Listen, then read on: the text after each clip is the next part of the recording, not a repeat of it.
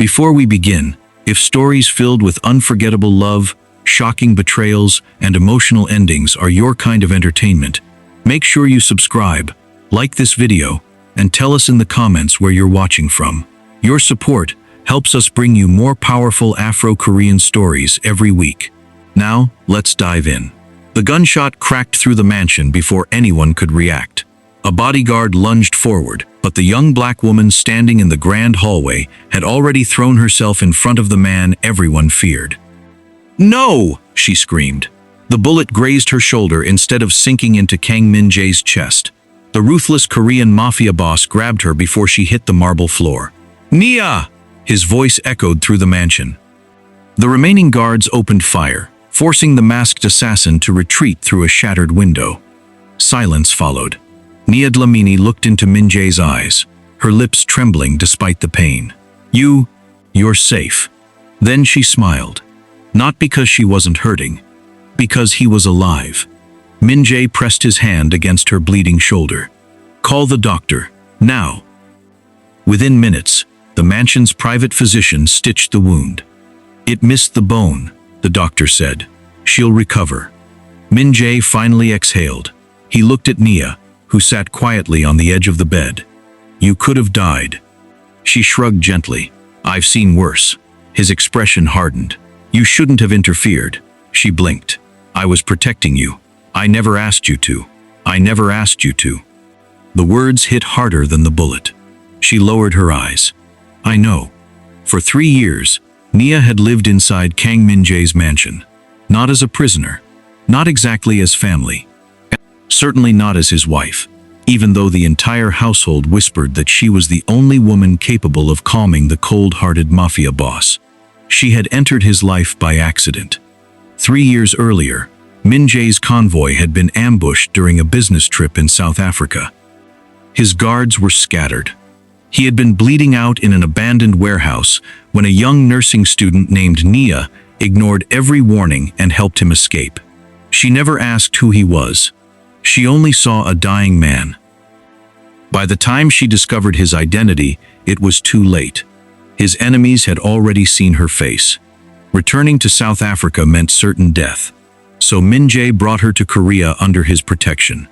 At first, she hated him. Then she understood him. Beneath the terrifying reputation was a lonely man, carrying wounds no one could see. She fell in love long before she realized it. He knew. He simply refused to acknowledge it. Love was dangerous. Love made people weak. That was what his father had taught him before he inherited the organization. Feelings got people killed. Since then, Min-jae had buried every emotion beneath orders, violence, and silence. Except around Nia. She was different. She laughed too loudly. She scolded him whenever he skipped meals. She argued with him without fear. Even the guards smiled when she walked through the mansion. She brought life into a place built on fear, which was exactly why Min-jae kept pushing her away. The next morning, Nia carried breakfast into his office. "You missed dinner yesterday." "I'm working." "You also skipped breakfast." "I said I'm working." She folded her arms. "And I said you're eating." One of the guards quietly backed out of the room. Nobody wanted to witness another argument. Min-jae looked up from his documents. "You're becoming bold." She smiled. "I'm becoming worried." He stared at her for several seconds before taking one bite. She grinned triumphantly. "There. Was that so difficult? Don't celebrate yet. You finished the whole plate yesterday. I was hungry. You'll be hungry again tomorrow." He almost smiled. Almost. Just then, another man walked into the office without knocking. "Boss." It was Choi Hyun-woo, Min-jae's right-hand man since childhood. Hyun-woo glanced at Nia before speaking. "The board members have arrived." Min-jae stood. "I'll be there." As Nia picked up the empty tray, she heard Hyun-woo lower his voice. "The elders are asking about your engagement." Min-jae's face became unreadable. "They're insisting. They believe marrying Chairwoman Han's daughter will strengthen the organization." Nia froze. Engagement? Nobody had mentioned that. Hyun-woo noticed her standing by the door, and immediately stopped talking. "It's fine," Min-jae said coldly. "She doesn't concern herself with Mafia business." Nia quietly left before either man could see the tears gathering in her eyes. She spent the rest of the day pretending everything was normal. She smiled at the staff. She watered the flowers. She even joked with the cooks in the kitchen. But inside, her heart was breaking. Late that evening, she accidentally overheard another conversation outside the conference room. One of the elders spoke first. "The African girl has become a distraction," another replied. "People are beginning to question your judgment." Then Min-jae answered. His voice was calm. "She means nothing." Nia stopped breathing. "If sending her away protects this organization, I'll do it." One elder laughed. "Good. We were beginning to think you had feelings for her." "I don't." There was no hesitation, no struggle. Just one simple word. "I don't." Aya stood there for several seconds after the meeting ended. Then she quietly wiped her tears before anyone saw them. That night, she packed a single suitcase. No dramatic farewell. No angry confrontation. No letter. She paused outside Min-jae's bedroom door, hoping, just once, that he would open it, that he would call her name, that he would give her one reason to stay. The hallway remained silent. She smiled through her tears. "I understand now," she whispered. Before sunrise, Nia walked out of the mansion carrying nothing but her suitcase and the shattered pieces of the future she had imagined. She never looked back. She didn't know that 2 weeks earlier, a routine medical checkup had revealed something that would change both their lives forever. She was pregnant, with twins. 30 days passed. Not once did Kang Min-jae ask where Nia had gone. At least, that was what everyone believed. Every morning, he glanced toward the dining room before catching himself. Every evening, he paused outside the small library where she used to read, while waiting for him to finish work. The mansion had never been quiet. Now it felt empty. The cooks prepared breakfast exactly as they always had. No one touched it. One of the maids whispered, Miss Nia would never have let him skip another meal. Another sighed. "Don't let the boss hear you." Min-jae heard anyway. He simply walked past them without a word. His silence frightened everyone more than his anger ever had. Hyun-woo watched his friend become colder with each passing day. "You should eat." "I'm not hungry." "You've said that for 3 days." "I'm busy." Hyun-woo folded his arms. "You miss her." Min-jae slowly lifted his eyes. "I don't." The answer came too quickly. Hyun-woo smirked. "You almost smiled every time she argued with you." "I tolerated her." "You waited for her." "I didn't." "You looked toward the front gate every evening." Min-jae slammed the file shut. "Enough." Hyun-woo nodded. "As you wish." But before leaving, he quietly added, "Some people don't realize what they have until the silence becomes louder than the person." The office door closed. Min-jae remained alone. His eyes drifted toward the untouched cup of tea on his desk. Nia always insisted he drink tea before coffee. He reached for it instinctively. It was cold. For the first time in years, he threw the cup against the wall. The guards outside froze. No one dared enter. Hundreds of kilometers away, Nia stepped out of a small clinic on the outskirts of Busan, one hand resting protectively over her stomach. The doctor smiled gently. "The babies are healthy." She smiled back, though her eyes were filled with worry. "Thank you, doctor. You need to reduce stress." She laughed softly. "I'm trying." "Are the baby's father and your family supporting you?" The question lingered in the room. After a long silence, she answered, "I'll take care of them." The doctor didn't push further. As Nia walked outside, she took a deep breath. "I'm all you've got now," she whispered to the unborn twins. And that's enough. She rented a tiny apartment above an old bakery. The owner, an elderly Korean woman named Mrs. Park, treated her like family. "You've lost weight," Mrs. Park complained one morning. "I'm eating." "Not enough." "I'm trying." Mrs. Park crossed her arms. "You're pregnant, not fasting." Nia laughed for the first time in days. "I promise I'll eat." "Good." Mrs. Park placed 2 warm pastries into her hands. No arguments. Nia's eyes became watery. "Thank you. You remind me of my daughter." That simple sentence nearly broke her. She hadn't realized how desperately she'd missed being cared for. Back in Seoul, trouble was growing. A rival mafia organization launched attacks on 3 of Min-jae's businesses in less than 48 hours. Warehouses burned. Money disappeared. Trusted men were ambushed. During an emergency meeting, one elder slammed his fist on the table. "We're losing control." Another shouted, "This never happened while that woman was here." The room fell silent. Min-jae slowly looked at him. "What did you say?" "I merely pointed out a coincidence." "A coincidence? Since she left, you've become distracted." "I am not distracted. You've made 4 strategic mistakes this month." Hyun-woo quietly nodded.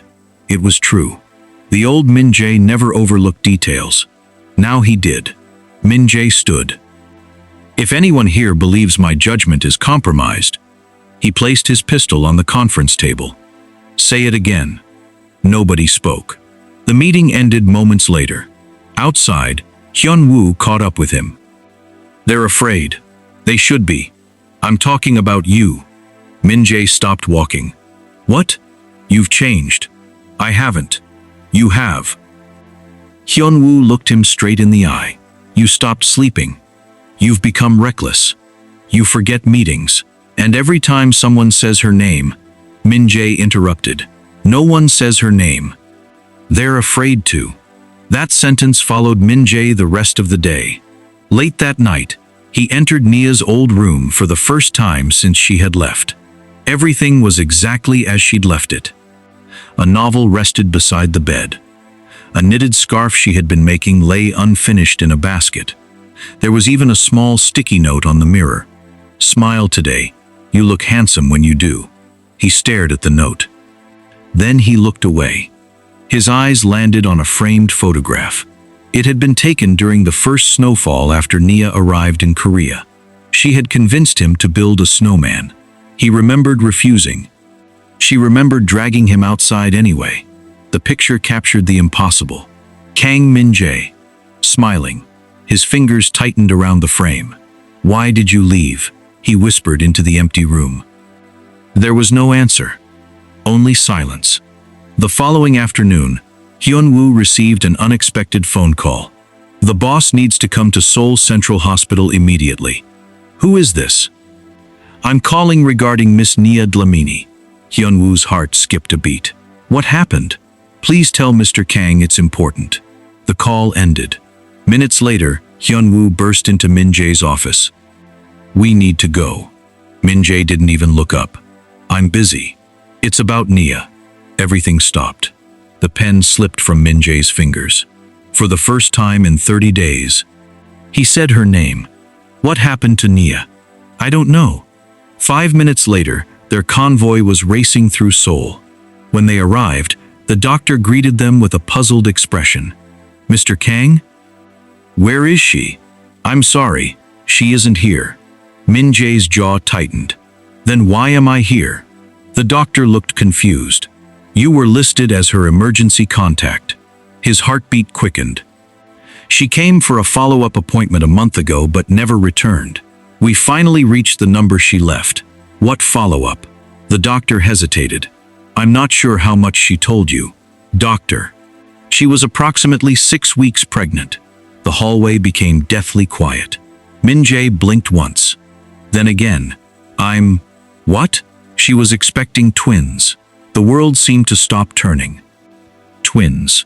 Nia had been carrying his children when she walked out of his mansion. His face drained of color.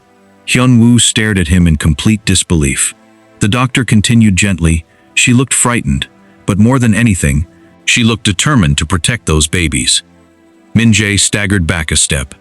Every harsh word, every cold glance, every moment he chose pride over honesty, crushed him all at once.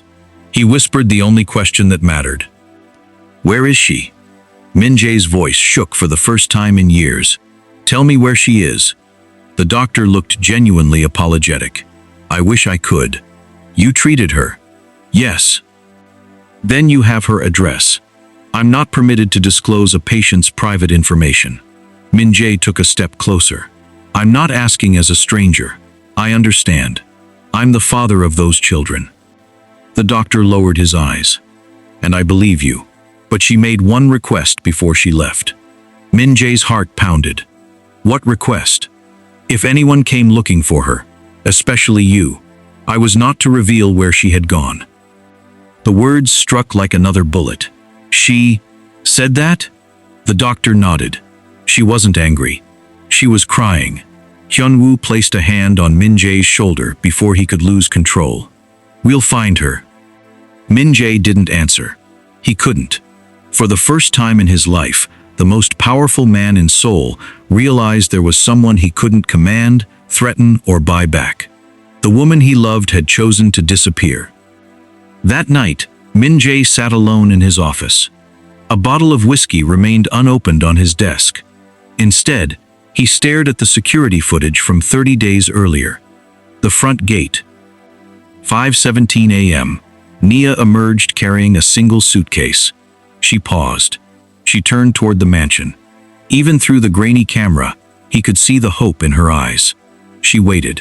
1 minute. 2. 3. As if she expected someone to stop her. As if she expected him. His chest tightened. She smiled sadly, wiped away a tear, and walked through the gate. She never looked back.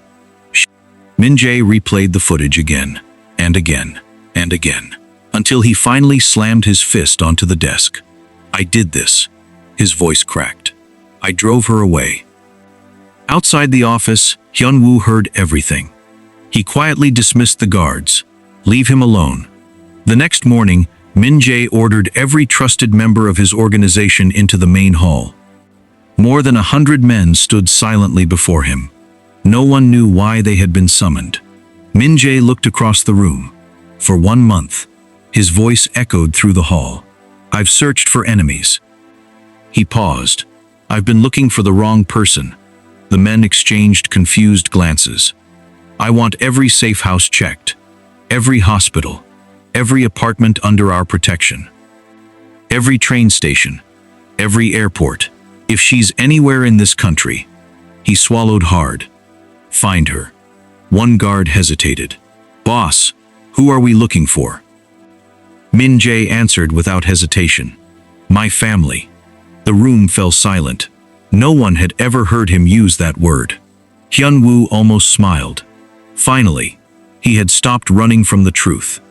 Meanwhile, Nia had begun settling into her new life. It wasn't easy. She worked part-time from home, translating English documents for an online company. The income barely covered rent. Every expense had to be planned. She skipped buying new clothes. She repaired old shoes instead of replacing them. Every one she saved was for the babies. One afternoon, Mrs. Park found her staring at a list of baby supplies. You've been looking at that paper for 20 minutes.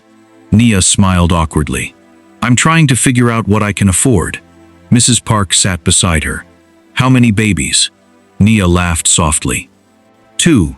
The elderly woman nearly dropped her tea. 2? Twins. Mrs. Park grabbed both of Nia's hands. Oh my goodness. They're going to keep you very busy. I know. Does their father know? Nia's smile disappeared. No. Will you tell him? She looked out the window. He made his choice. And you're making yours? I'm choosing peace. Mrs. Park squeezed her hand gently. My dear, peace is wonderful. She smiled kindly. But don't confuse peace with loneliness. Nia didn't reply. Because deep inside, she still loved him. That was the hardest part. Not leaving. Living with the love she couldn't turn off. Days later, Min-jae received another devastating surprise. One of the mansion's senior housekeepers requested a private meeting. You wanted to see me? The elderly woman bowed respectfully. Forgive me, boss. For what? I should have spoken sooner. His expression sharpened. About Nia. He immediately stood. What is it? The housekeeper reached into her apron and pulled out a small envelope. She asked me to throw this away. I couldn't. Min-jae carefully opened it. Inside was a tiny ultrasound picture. His hands trembled. Below the image, written in Nia's neat handwriting, were the words, "Our little miracles." The date was from 2 weeks before she left. She had known. She had been carrying his children while smiling at him every day, while making him breakfast, while worrying whether he had eaten. His vision blurred. There was another folded piece of paper. It wasn't a letter. It was a list. Things she wanted to tell him. 1. Tell him he's going to be a father. 2. Ask if he wants to hear their heartbeat. 3. Maybe he'll smile. 4. If he looks happy, I'll tell him there are 2 babies. The last line had been crossed out so hard, it nearly tore the paper. Instead, beneath it, she had written, "He doesn't love me. He deserves to be free." Min-jae dropped into his chair. His breathing became uneven. "No," he shook his head repeatedly. "No, no." Hyunwoo picked up the paper from the floor. After reading it, he quietly closed his eyes. She was waiting for the right moment. Min-jae covered his face with both hands. "I destroyed that moment." The room remained silent until Hyunwoo finally spoke. "Then create a new one." Min-jae slowly looked up. "What if it's too late?" Hyunwoo answered with complete certainty. "You won't know until you find her."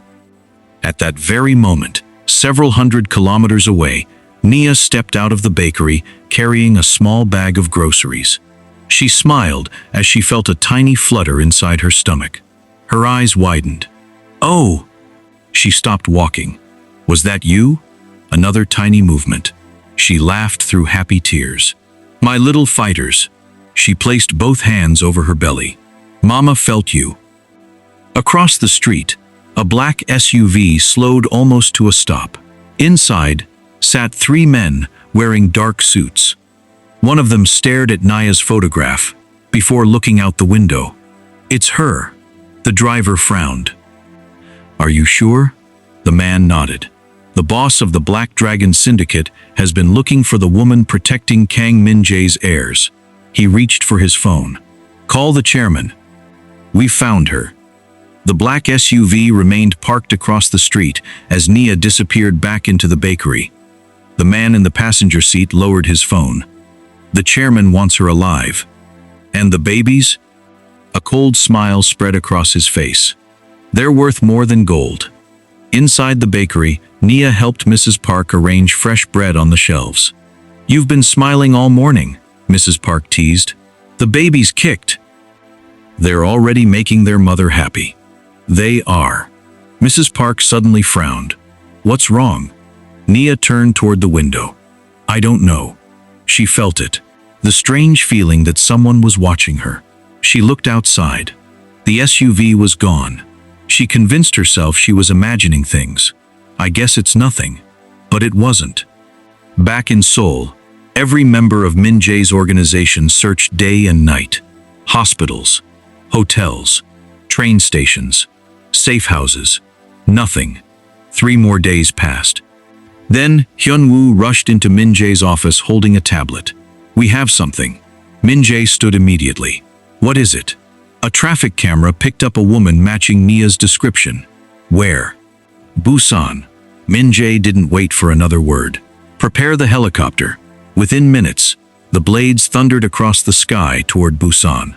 For the first time in 33 days, hope replaced regret. The rival syndicate moved first. That evening, Nia closed the bakery after helping Mrs. Park clean the kitchen. "I'll see you tomorrow." Mrs. Park smiled. "Come early." "I will." Nia had barely walked half a block when a black van screeched to a halt beside her. The side door flew open. 2 masked men jumped out. "Grab her!" Nia gasped and stumbled backward. "Help!" One of the men lunged for her arm. She fought with every ounce of strength she had. "Don't touch me!" Another man grabbed her wrist. She kicked him hard enough to make him lose his balance. People on the street screamed and scattered. One attacker pulled out a knife. "Stop resisting!" Nia instinctively covered her stomach. "My babies!" A loud engine roared through the street. Black SUVs drifted around the corner at terrifying speed. The lead vehicle slammed into the kidnapper's van. Bang! Doors burst open. More than 20 armed men poured into the street. "Protect Miss Nia." Gunfire erupted. The kidnappers fired wildly. Pedestrians ran for cover. Nia dropped behind a parked car, trembling. Then she heard a voice she never expected to hear again. "Nia, Nia." Her heart stopped. Kang Min-jae sprinted through the chaos without caring that bullets were flying past him. One bodyguard shouted, "Boss, get back!" He ignored him. Another gunshot rang out. A kidnapper aimed directly at Nia. Without thinking, Min-jae threw himself in front of her. The bullet tore through his shoulder. He staggered, but stayed on his feet. Nia screamed, "Min-jae!" The remaining attackers were quickly overwhelmed. Within seconds, the street fell silent except for distant sirens. Min-jae turned toward Nia. His face had gone pale from blood loss. He reached out carefully. "Are you hurt?" Nia burst into tears. "You idiot!" She hit his chest with both hands. "You got shot. I had to protect you. You almost died.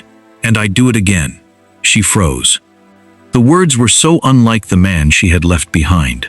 He looked at her stomach. Very gently, he knelt. The feared Mafia boss, the man who had made powerful criminals bow before him, lowered himself onto one knee in the middle of the street. His voice broke. "I know." Tears rolled down his face. "I know about our babies." Nia couldn't speak. He continued, "I saw the ultrasound. I read your list. I watched the security footage. I heard every word I said that night, over and over, until I hated the man speaking." She covered her mouth, crying uncontrollably. "I'm sorry." He bowed his head. "I'm sorry I made you believe you were unloved. I'm sorry I let fear speak louder than my heart. I'm sorry our children almost entered this world believing their father abandoned them." People gathered quietly around them. Even his bodyguards looked away to give them privacy. Nia whispered through tears, "You said, I meant nothing." He shook his head immediately. "I lied." "Why?" "Because everyone I love becomes a target." He glanced toward the unconscious kidnappers. "They proved me right. You pushed me away to protect me? I thought distance would keep you alive. It only broke us." He closed his eyes. "Yes." She looked at him for a long time. Then she asked the question that had haunted her for a month. "Do you love me?" He didn't hesitate. "More than my own life." "You never said it." "I was a coward. You hurt me." "I know. I cried every night." "I know. I talked to our babies because I thought they'd never know their father." At those words, Min-jae's tears flowed freely. He carefully rested one trembling hand over her stomach. "I'm here now."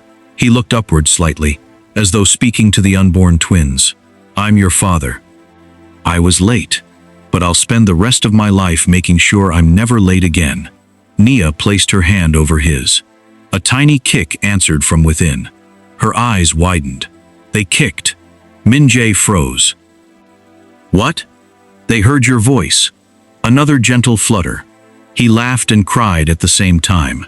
"They're saying hello." Nia smiled through her tears. "I think they are." Mrs. Park arrived, breathless after hearing about the attack. She looked from Nia to Min-jae. "So," she folded her arms. "You're the foolish man." Min-jae stood and bowed deeply. "I don't deserve your kindness." "No."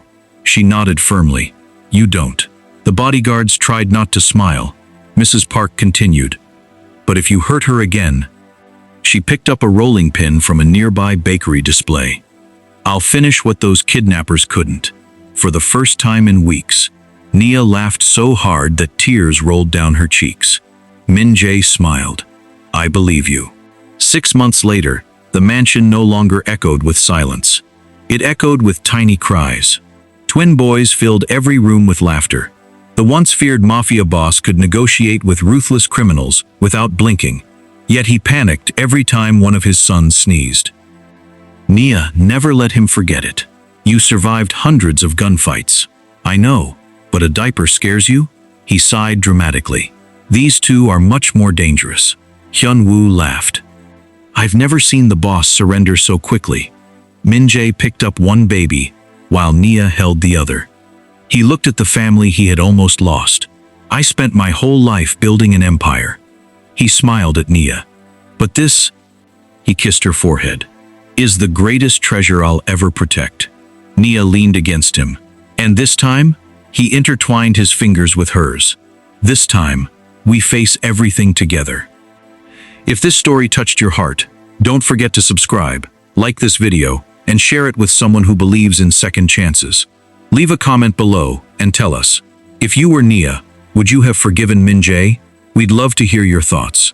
Until next time, thank you for watching, and may love always find its way home.